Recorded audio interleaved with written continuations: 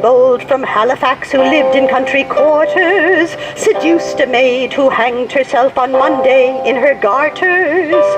His wicked conscience bothered him. He lost his stomach daily. He took to drinking turpentine and thought about Miss Bailey. Oh, Miss Bailey, unfortunate Miss Bailey. Oh, Miss Bailey, unfortunate Miss Bailey. One night, the time he'd gone to bed, for he had caught a fever, he said, I am a handsome dog, but I'm a gay deceiver. His candle just at 12 o'clock began to burn quite palely. A ghost stepped up to his bedside and said, Behold, Miss Bailey. Oh, Miss Bailey, unfortunate Miss Bailey. Oh, Miss Bailey, unfortunate Miss Bailey. About Miss Bailey, then he cried, You can't affright me really. Oh, my dear Captain Smith, she said, You've used me ungenteelly. The coroner's quest goes hard with me, because I've acted frailly, and Parson Biggs won't bury me, though I'm a dead Miss Bailey. Oh, Miss Bailey, unfortunate Miss Bailey. Oh, Miss Bailey, unfortunate Miss Bailey. Dear ma'am, said he, since you and I accounts for once must all close, I have a £1 note in my regimental small clothes. 'Twill bribe the sexton for your grave. The ghost departed gaily. Kind bless you, wicked Captain Smith, remember poor Miss Bailey. Oh, Miss Bailey, unfortunate Miss Bailey. Oh, Miss Bailey, unfortunate Miss Bailey. In Dublin's fair city, where the girls are so pretty, that's where I first met sweet Molly Malone. She wheeled her wheelbarrow through streets broad and narrow, crying cockles and mussels, alive, alive, oh, alive, alive, oh, alive, alive, oh, crying cockles and mussels, alive, alive, oh. She died of a fever and no one could save her, and that was the end of sweet Molly Malone. Now her ghost wheels a barrow through streets broad and narrow, crying cockles and mussels, alive, alive, oh, alive, alive, oh, alive, alive, oh, crying cockles and mussels, alive, alive, oh.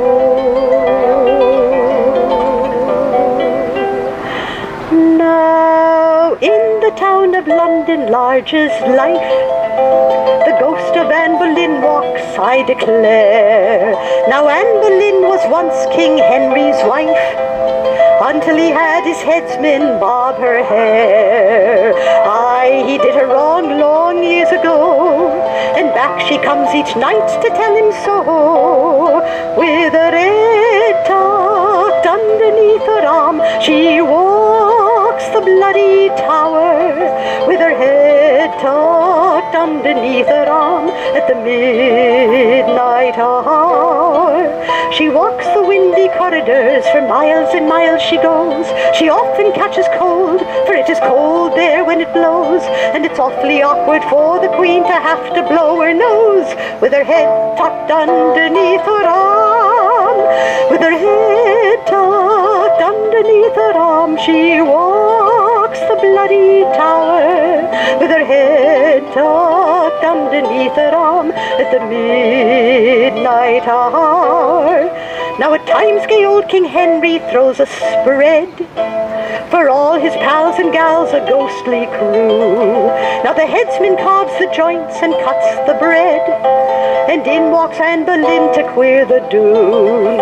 She holds her head up o'er the wild war whoop, and Henry says, take care now, don't you drop it in the soup. With her head tucked underneath her arm, she walks the bloody tower, with her head tucked underneath her arm at the midnight hour.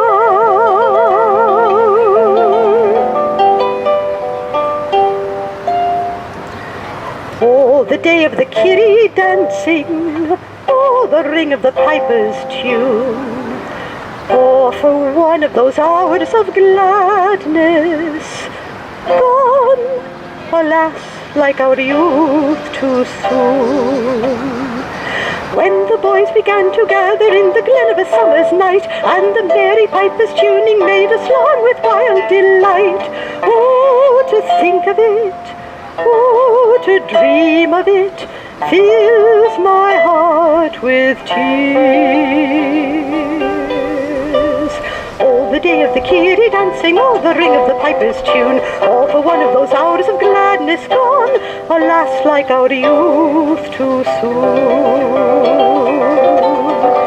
Was there ever a sweeter calling in the dance than anymore, or a prouder lad than Faddy as he boldly took the floor?